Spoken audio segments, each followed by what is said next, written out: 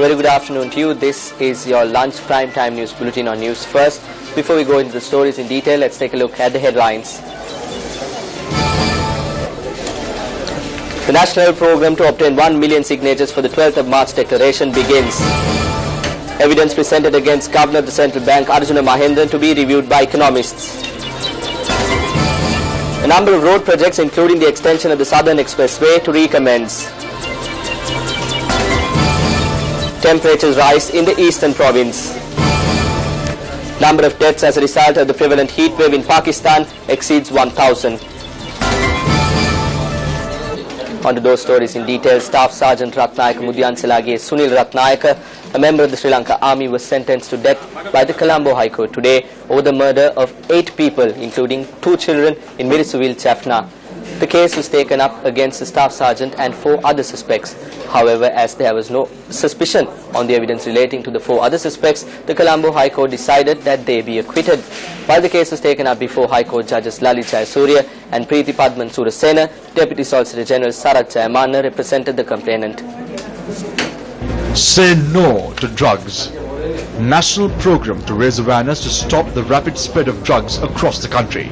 Phase 1 on the 26th, 27th and 28th of June in the Northern Province, covering all districts. Phase 2 in the Southern Province. Phase 3 in the Central Province. Phase 4 in the Eastern Province. We will visit your home to create a drug-free country. Say no to drugs. A social responsibility undertaken by Sirasa, Shakti and News First and the National Dangerous Drugs Control Board. Chairman of the COPE Committee, MTV12 says that the evidence that were received as part of investigations carried out into the alleged irregularities committed by the Governor of the Central Bank, Arjuna Mahendran, by the COPE will be reviewed by economists. The Speaker of Parliament had instructed COPE to initiate an investigation on the Governor of the Central Bank, taking into consideration the motion presented by MPs demanding his removal, citing irregularities committed by the Governor over the issuing of bonds. COPE had gathered evidence from 20 officers who were accused of irregularities, including Governor of the Central Bank Arjuna Mahendran. MP Gunasekara said that the examination of evidence concluded yesterday, adding that the report will be presented within the next 2 weeks. Minister of Highways Kabir Hashim says that construction on several road projects, including the extension of the Southern Expressway, will commence over the coming weeks. Speaking at a media briefing in Colombo, the minister pointed out that steps have been taken to commence construction activities on a number of projects that were halted due to the failure to make payments by the previous government.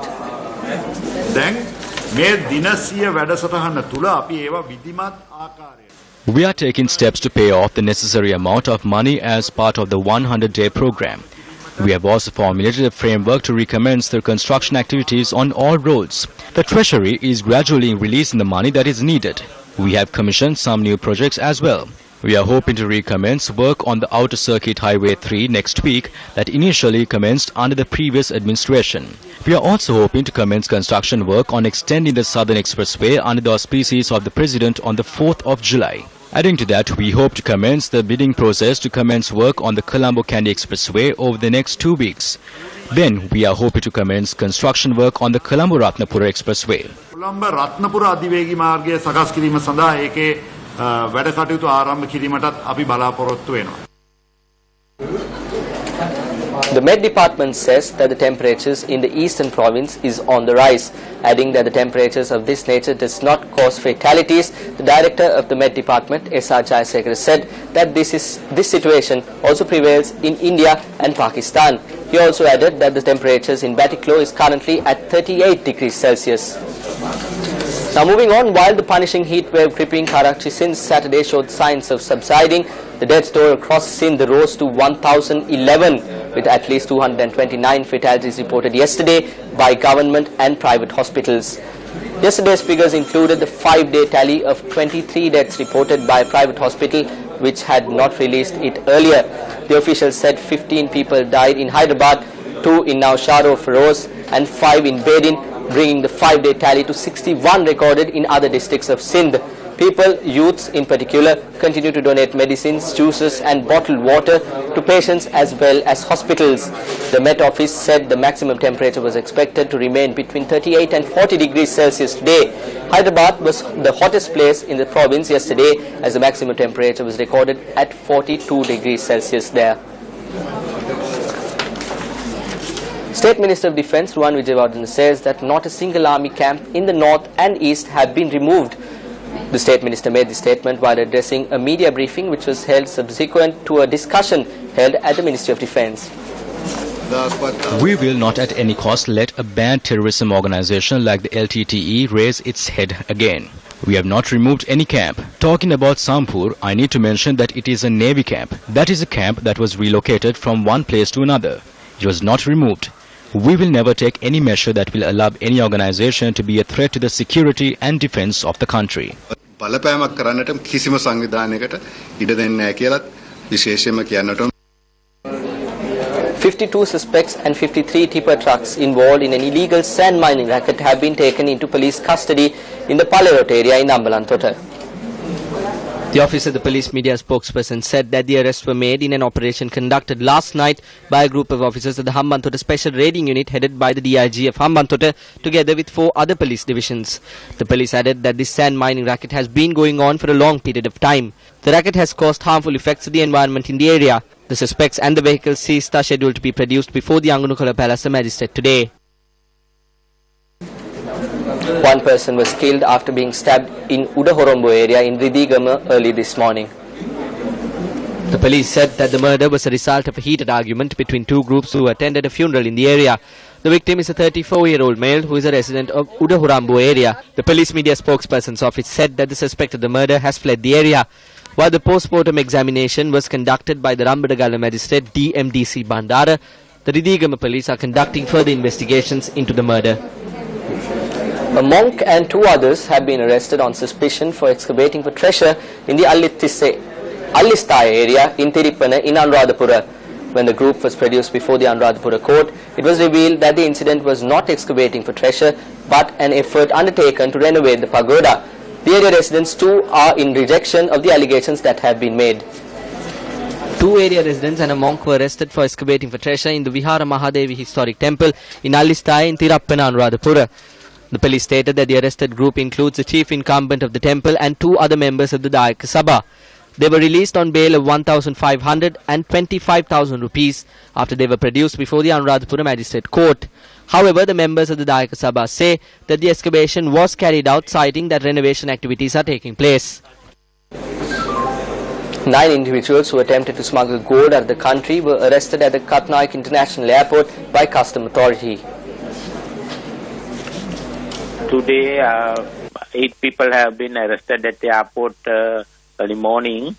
They were trying to take out these 2 Chennai by UL125 flight at 12:55 a.m. this morning, and 1 Sri Lankan and 8 Indians.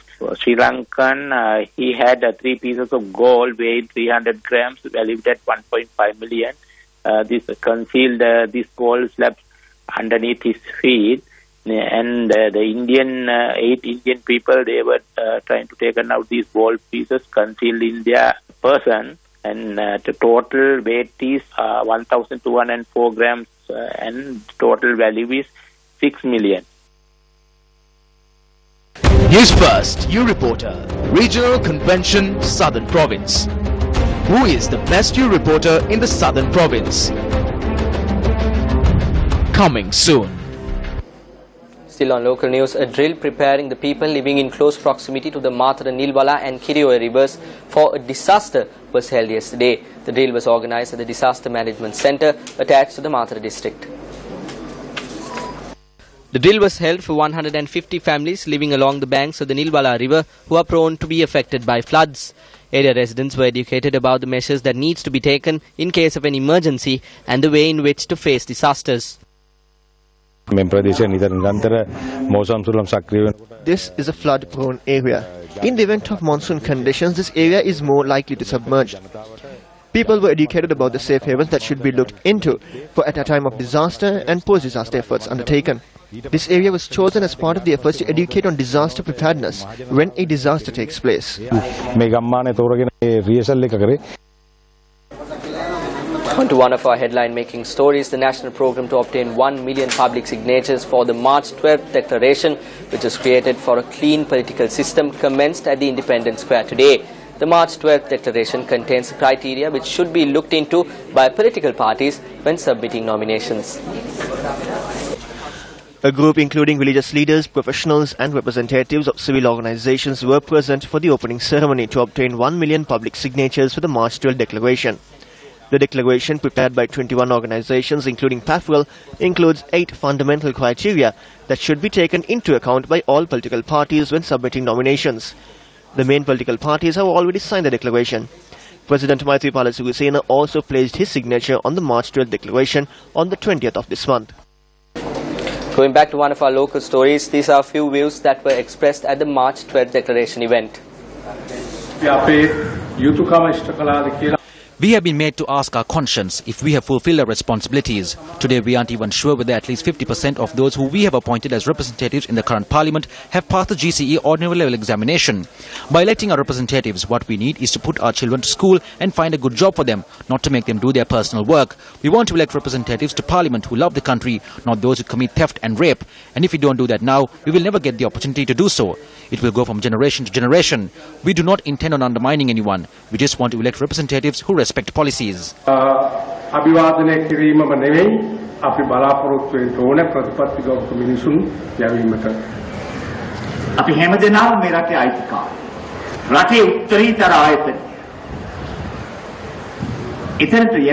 We are all owners to this country. It is those who are suitable who should be sent to the superior institutions of the country to fulfill their duty.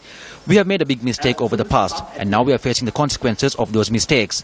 So the March 12th movement was established to rectify those mistakes. We request all political parties not to put forward corrupt persons. Do not put forward fraudsters, those charged of crime, those convicted of child harassment and rape, gamblers, and those who are charged of narcotics. Please feel clean and pure persons. This is a request from all political parties. Speaking further, Venerable Maduluwave Sobitatero expressed the following views.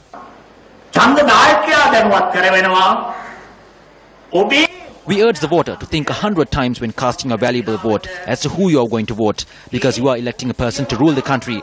You are electing a person to create the laws of the country. You are creating a person to formulate policies for the country, and a person you will address as honorable. So when casting a vote, think this over 1,000 times and cast your vote cautiously. Only 2 parties will field a representative, and they are both alike, because they are both demons, so you have to choose the better demon. The current electoral system is 10 years old, and this system enables all the alcoholics, drug dealers, business tycoons and racketeers to enter parliament. Because of that experience, we are rising for the people. Let's rise together and make our voices heard and place our signatures. So let's unite devoid of caste, creed and religion to elect the people that are suitable to parliament.